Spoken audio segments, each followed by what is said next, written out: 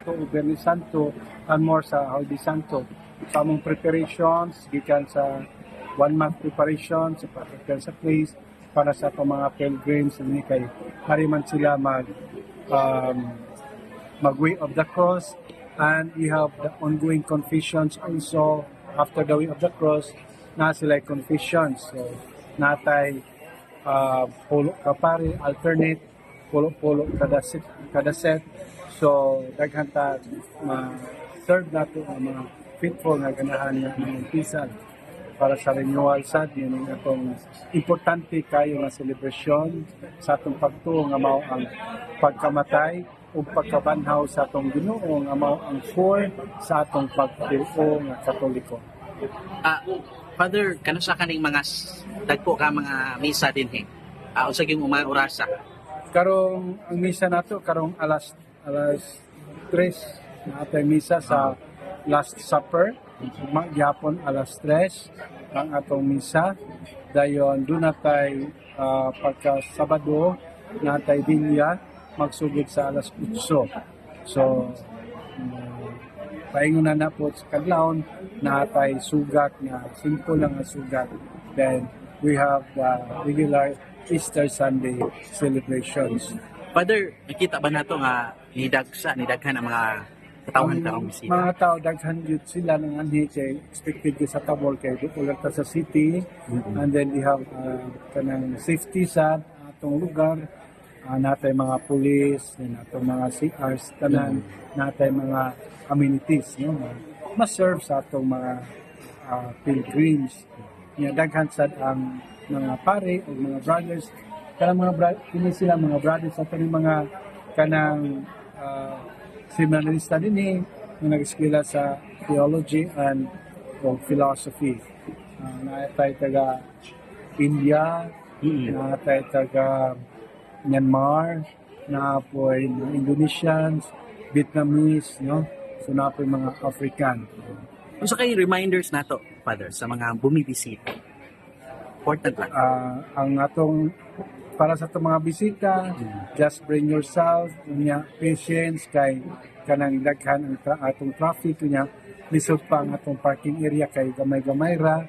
We are hoping kining ato ang nasa atong likod, atong masugdan o kanang tukod kay aron doon na tayo ma-offer nga more spacious o daghan nga parking areas pohon diya sa along sa building. Kaya we are projecting more or less 200 to 250 nga kanang parking slot. And also para po sa mas modako mulapad ang covered area para sa mga pilgrims nga makapasilong sila kung init kayo, makalingkod sila with their families, talking and sharing their experiences. Naanam kita din ni Father, unsa man about ang kining mao nga proyekto sa Tabor Kining Hills? atong proyekto sa Tabor Hills ating nakita mao ni ang project sa OED Tabor Hills sa Cebu ang natay tukuron sa umaawit na Temple of the Holy Spirit, no? Tungod kay nindot kayo ang daghan kay tang mga di sa simbahan ang naglihok yun ang Holy Spirit, but then we don't have wala pa dedication kayo nga place para sa Holy Spirit, no? So morning we are trying to have the chapel of the Holy Spirit, the Temple of the Holy Spirit, and the shrine of Santa Rita, and also besides anin atay mga Museum of the Holy Spirit, meaning you will collect all the prayers, all the different things that with regards to the Holy Spirit, no? Naasa tani ang ilalom na aning project na to na tay mga different facilities tay multipurpose pohon nasa tay mga columbaries pohon. So mao na ang ato ang pagabuhaton ang atong iampo na we can offer more space, more place for the people to pray and adore God with the help of the Holy Spirit. Father, sa gustong mo donate or adunay malumon nga kasing-kasing, Father, nga mo tabang ining Tabor Hills pagpalambo, pag-develop pa aron makuha usab nato ang So tanan welcome sila nga moani sa atua sa Tabor Hills. Unya mo check also sa ato ang Facebook page OAD Asia. So na mo ni ato mga may QR code, so they can access sa Facebook page sa OAD Asia.